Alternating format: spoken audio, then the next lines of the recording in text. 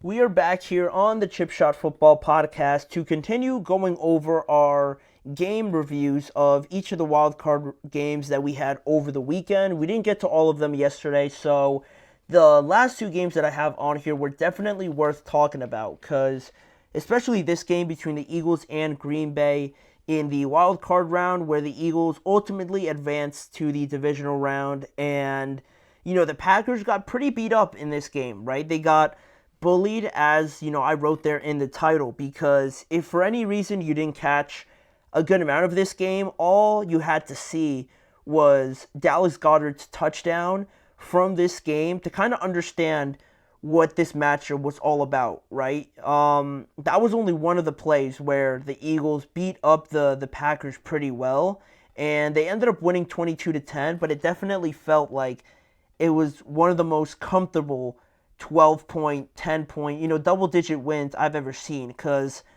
it got kind of close at one point, but even still, it just felt like the Packers just eventually ran out of gas, and quite frankly, they ran out of people, because it wasn't that not only the Dallas Goedert play that was very, just insane to watch because of how, he just manhandled the Packers cornerback, but right from the first play of the game, right, you look at how this game started.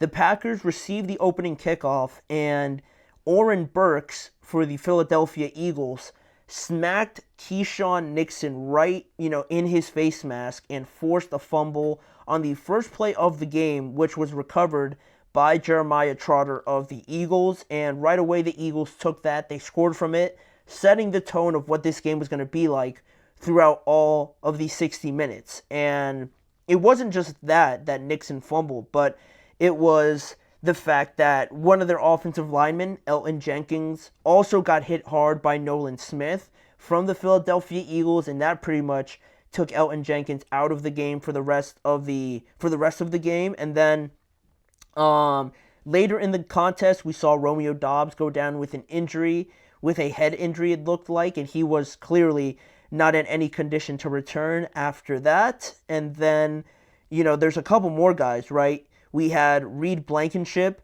just ram into Jaden Reed over the middle of the field after he caught a pass. He hurt his shoulder, and he also couldn't come back as well. So at this point, there's no more Elton Jenkins. There wasn't a Christian Watson. Jaden Reed's out of the game. Romeo Doubs is out of the game. And, Jordan Love is just not looking great really at any point in this game. So things were just falling apart for the Packers, on top of them just struggling anyway against this Eagles defense. And then it was all culminated by that Dallas Goedert touchdown, like I said before, right? Just completely stiff-arming Carrington Valentine out of Philadelphia, basically. He tossed them out of the entire city with the fact that he kept trying to tackle Dallas Goedert high, but he just couldn't get anywhere close to him. And that pretty much put the cherry on top of everything in this game. And Philly's physical defense also, they intercepted Jordan Love 3 times in this game, and they added to just the overall weird year from the Packers, where they had some good moments, but also some pretty questionable moments from Jordan Love and this offense, where it just didn't feel like they took that necessary second step after a pretty impressive rookie year from Jordan Love last year. And obviously, after you get a contract like he did, you expect a bit more of a consistent and just more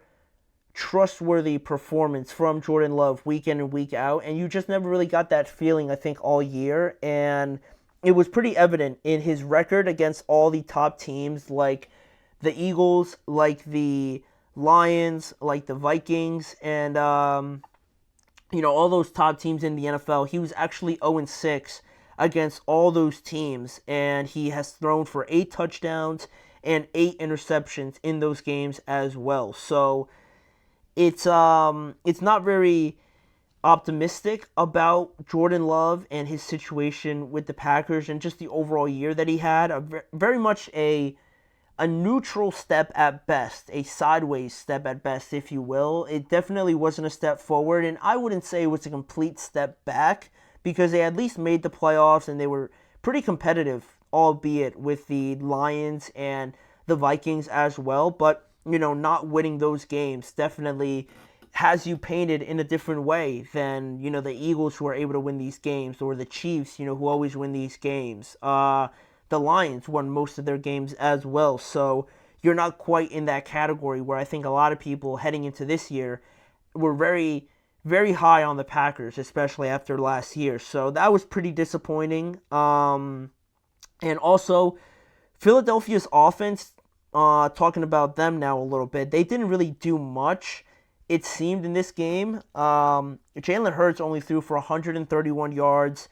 Saquon had the quietest 119 yards I've seen in a good amount of time, and A.J. Brown only had one reception on 3 targets, and still it felt like all those guys had as equally as a impressive performance as they usually do. And it was pretty odd in that respect, especially with Jalen Hurts coming back from the concussion and things like that. You kind of knew, or at least I expected Jalen Hurts to start off pretty slow, and I didn't expect him to go out there and throw for over 250 and 2 or 3 touchdowns. I more so expected a game like this. But the Packers defense, to their credit, they did do a pretty decent job with that. But again, going back to their offense and Jordan Love, it was just never a complimentary performance for them to kind of get the job done. So that was that. And on the offensive side of the ball, really talking about Jordan Love for the Packers, it was only really Josh Jacobs that made the most impact in this game. He gave the Packers their best chance of getting back into this matchup when he had that awesome 32-yard run in the start of the fourth quarter, I believe, and then he ended up scoring because he was down at the 1-yard line, but he ended up scoring and he made the game 10-16 at that point, right? A ton of time left because he scored at the beginning of the fourth quarter, but now when you kind of feel like the Packers offense gave you a little bit something, now it was the time where the Packers defense just couldn't hold up anymore, and they gave up 2 field goals while Green Bay went 0 for 4, and they then threw another interception after a field goal by the Eagles. So that's as close as they ever got in this game, and it was unfortunate because if maybe they would have scored a little bit earlier, it would have been a different story. Maybe they would have been able to tie this game, but because it was so late, I think that their defense just really wasn't able to hold up anymore, and it's unfortunate, right? Because their defense was playing pretty well all game. They held the Eagles to 16 points for the majority of the contest, but their offense wasn't really giving them anything, and then they just sort of flipped in the fourth quarter. So, in one sense, I want to say Green Bay shot themselves in the foot with, constant holding calls, it seemed, turnovers definitely by Jordan Love. The injuries also didn't help anything, and also when you get a play like the Malik Heath play where Jordan Love threw him the pass on 4th down and he didn't get 2 feet in, that's when you kind of know you were never gonna win this game when something like that happens. Yeah, and I want to say that the Packers kind of shot themselves in the foot, but Philly's defense was very good on when was it, on Sunday, in a game where Jalen Hurts was just coming back and the offense wasn't necessarily what we expected them to be, what we've been accustomed to kind of them performing at their usual level. I think in the same breath, though, it's a little reassuring that that the Eagles can win in a multitude of ways. I know some people will say that, they're just fortunate, like I said before, that the Packers kind of shot themselves in the foot. It was more so about them being bad, and that the Eagles, offensively, maybe more so on Jalen Hurts, they're not going to win, obviously, with him playing like this. And that is a little bit accurate, but I think also there is some value in winning these ugly games, winning the 17s to 13 games, right? Everybody just makes it about the offense and how well, this offense was really bad, and your team that won didn't do much better, right? Instead of looking at the defense and how they got after Jordan Love, they were in his face all game.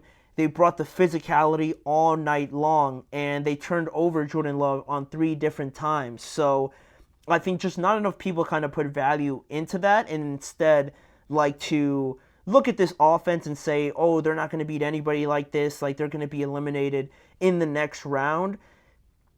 I want to make it clear that if they play, to this low of a level, like AJ Brown getting 1 reception is not going to win against the Lions and probably not against the Rams. I expect that to obviously be increased come next week, and I expect Jalen Hurts to be a bit more comfortable. But in a game like this where maybe you needed other parts to step up, like Dallas Goedert usually isn't involved that much compared to Smitty, AJ Brown, Saquon, and even Jalen Hurts, right? You don't really see Dallas Goedert taking over a game. So in this game, it was his turn. It was his turn to step up.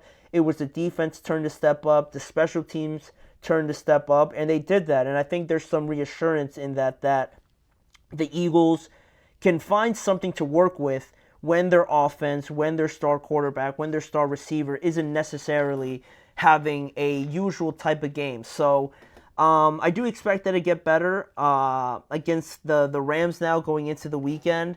It's another rematch game, and it'll be interesting to see how the Rams, kind of adapt from, getting run all over by Saquon last time, and if the Eagles, find a way to change anything about their approach, right? Getting AJ involved a little bit more, and continuing to just run through Saquon, right? That's the biggest thing that we've wanted to see, but we're going to talk about that a little bit more, as the week goes on. But for the last segment in today's show, I just want to go over the Broncos and Bills game as well from the wild card round and take a look at some of the takeaways from this game, right? The Bills using their run game to perfection, whereas the Broncos, it was pretty clear that they need a run game when it comes to playing against some of the better teams. So we're going to talk about all those points and everything else that we got from this game when we return right after this.